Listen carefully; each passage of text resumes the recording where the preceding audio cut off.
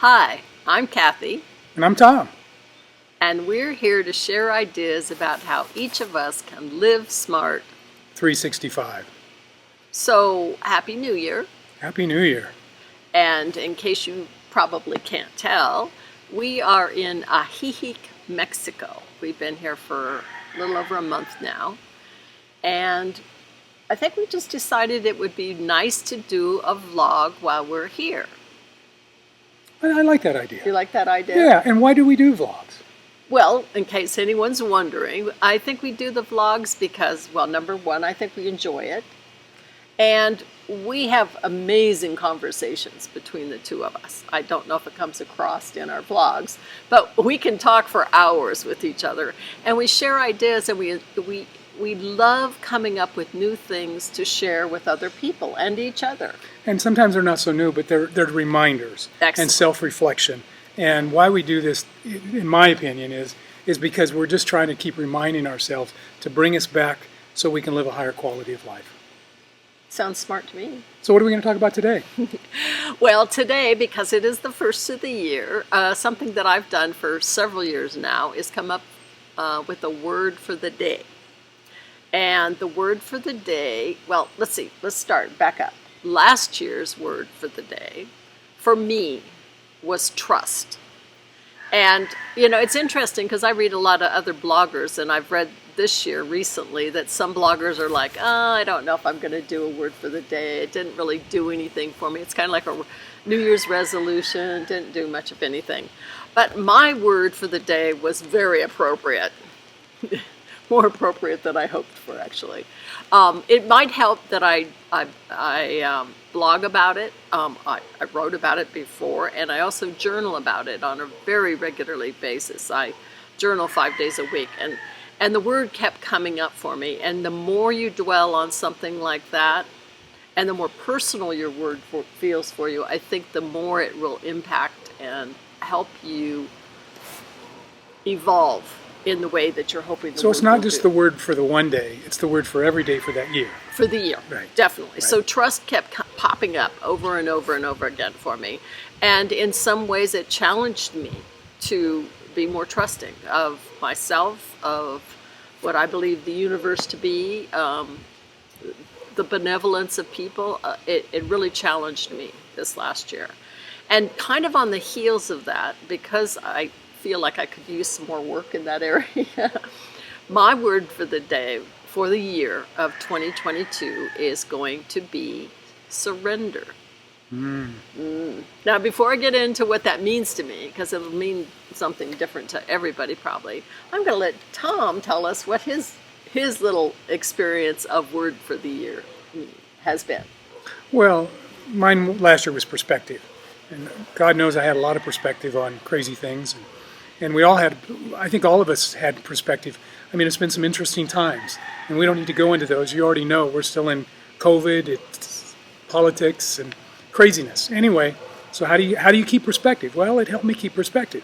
For 2022 is live. And I got that from one of my authors I really like is Alan Watts. And in one of his talks and in his book, he says, the purpose of life is to live. And I thought, Seems rather obvious.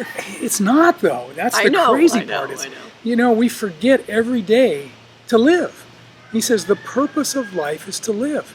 And so that's my word. Every day I want to wake up now and go, I'm going to consciously choose to live today. You know, yeah, I've got routines, I've got habits, I've got things like that, but I want to live to the fullest every day now in 2022. So I want to live. And what does that mean? I've got to pay attention to what I'm doing. That's a good place to start, for sure. Now, surrender might seem at odds with live, but the way I mean surrender, I'm not meaning giving up. I think in our culture, surrender means, you're giving up, you're a loser, whatever. But I don't mean it that way at all. What I mean is I want to accept and flow with what's occurring, both in my own personal life and in the world. And I think that requires a great deal of consciousness. You have to be aware in order to do that, because it's so easy to go automatic on so many things.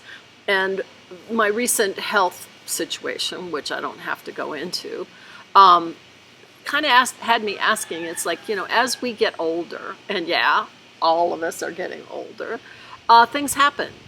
Our bodies change. The world around us is changing constantly. Even if you don't read much of the news, it's changing. The weather, everybody knows what's going on. Oh, well, sort of, kind of knows what's going on. And if you try to fight that or resist it or say it shouldn't be happening or blame people or struggle with it. Good luck with that. Yeah, good luck with it. You're not helping yourself, and chances are you're not helping anyone else. So when I say I want to use surrender as kind of a touchstone for 2022, I want to surrender to my own internal guidance, to be able to listen to that still small voice within me. And I also want to accept and flow what the nature and the world around me is doing too. I think I'm not in it alone. I think we're all in it together. So the more we can learn to work together in flow, I think the better. I want to give up the whole fighting and. So you're going to surrender to what's going on. Sort of, yes. I call it isness. Yeah. You're going to surrender to the isness. And then your intention is, I can live in that moment and say, if you eliminate the fights, the struggle, the fussing of wanting it different than it is, you can be more present and move forward, right? Definitely. Into where you want to be. Definitely. Well, that's what, life. I think the reminder too is like, we get to make it up. That's the reminder every day for me. Oh yeah. Oh no. Somebody else doesn't have to make it up for you. Someone tells you they want you to do this or that. Is that what you want to do? Or do you get to make it up? Or are you letting other people make it up? That's part of life every day. I think when we can live in that moment to say, am I living my life, or am I living through someone else? Is people trying to live through me? Anyway. Very good. All good points. And the challenge is how awake and aware and conscious can we be on a regular basis. Right. Then I think the other thing I want to do for myself is look for role models that live it, just to remind me. So if you're paying attention, Kathy and I had the privilege to run up to Canada for a couple of months this last summer. And we rented an Airbnb, and the people that owned the Airbnb lived right next door. And they were in their 80s. And what a great role model. And I'll just talk about, both of them were Linda and Doug, and I'll mention their names. And they were just sweet people, wonderful people, but they both had this aliveness to them. And first thing we know is Doug's knocking on the door. He goes, I've got all these vegetables out here. I grow my own vegetables. You can have whatever you'd like. Just go pick them.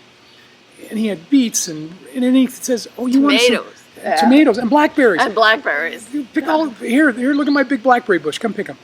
And then the more I knew about Doug, every day he seemed like he's buzzing around. He's alive and living. 86, and he was feeling good and happy. And all of a sudden, the next thing I know is, oh, come on over and have some wine tonight. Oh, by the way, I make my own wine. I bottle it. I label it. And then he's got a little wood shop, and he's going, here, I got this wooden spoon for you guys when you're cooking and stuff. He made us our own. We got to take it home. But I mean, everything he did was just alive and living.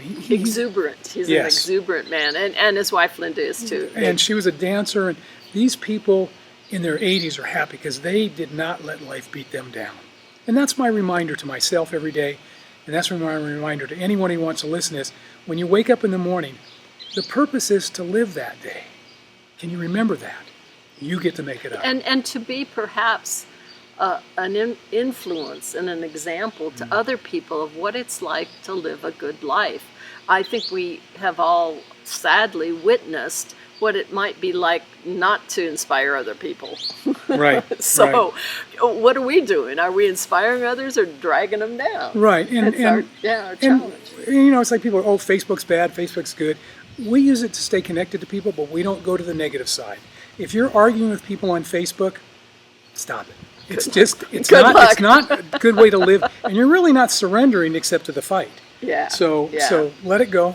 And the idea of surrender again. If I want to be a positive example to others, I want to be the kind of person that people say, "Oh wow, she went through that, and she still has a good attitude about life, and she's excited to live, and she's looking forward to the future, and she's pleasant to be around." Because we've all kind of known cranky old people that we don't really want to be around. I don't want to be that. Nope. No. Anyway, Those are our words for the year. I strongly encourage you to think about it. come up with something of your own that works for you. Not just some word that sounds kind of like it's trendy. Don't go for a trendy word like, oh, I want to, be super healthy. Well, yeah, but what does that mean to you? What does that really mean to you? And will it challenge you on a level that's far deeper than just getting a lot of exercise? I think it should challenge your heart, your soul, and your mind in every way possible, if you really want to make it work for you. So what's your purpose? To live and surrender. At least for us. And So, Happy New Year. Happy New And Year. thank you for joining us. And please leave comments or suggestions in the comment field below. We love to hear from you. Thanks so much. See you next time. Bye.